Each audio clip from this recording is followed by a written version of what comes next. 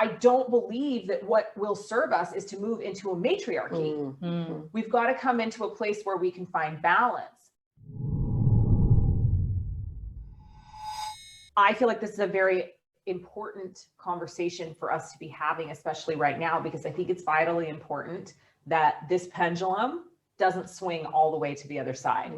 So we've come from this patriarchy where we have these very defined roles. And as we moved into the feminist movement and into that time, the pendulum began to swing. And now we have this resurgence of the divine feminine.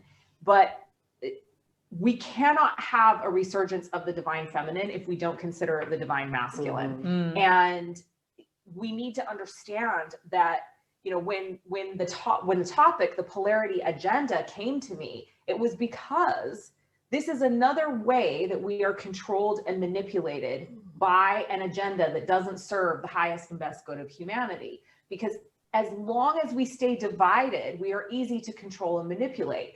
And so it absolutely serves the people that are the puppeteers who are pulling the strings, who are trying to manipulate us for money and power, to have men and women just as divided as we are in other areas, racially or by political parties. And so, you know, we have this big resurgence of the divine feminine, and it's a really, really beautiful thing. But I don't believe that what will serve us is to move into a matriarchy. We've got to come into a place where we can find balance. And right now, this idea of what is masculine and what is feminine, and